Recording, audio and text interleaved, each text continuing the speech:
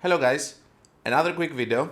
So the stimulation about this video came from an Upwork post that I have seen.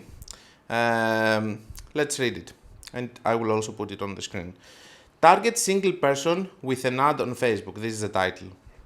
Hello, for our B2B promo, we are interested in targeting a potential high volume client, one person, on Facebook with an ad. This technique is often referred to as sniping. We have a person's email for matching and targeting, thanks.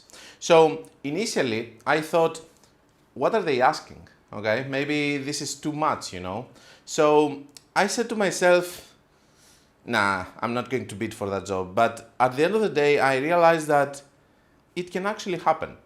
And let me tell you how. Follow my way of thinking. So if you have an email that it can actually identify a person, you cannot upload a list with one email. We know that the minimum amount of emails that you can put, it's going to be 30 in order to upload your email list.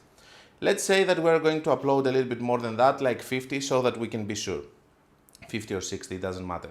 Now, what if all of the emails are one gender and the person that we want to target is the other gender? So for instance, if we want to target somebody who is a male, we're going to upload a list of 49 women email and one male email. So, and the opposite, of course, if we have a woman, we're going to upload 49 male and one woman email. So at the end of the day, if we upload this list, we can actually go after that with our list custom audience in our ad set and choose if we want to target men or women. So basically, what is going to happen, since only one person in that list is a male or woman, we're going to target just the person that we want. So this is my solution to that, and this is how you can target in theory. Have I done it? Let's say that I have done it and it was working. And this is the way to do it in theory.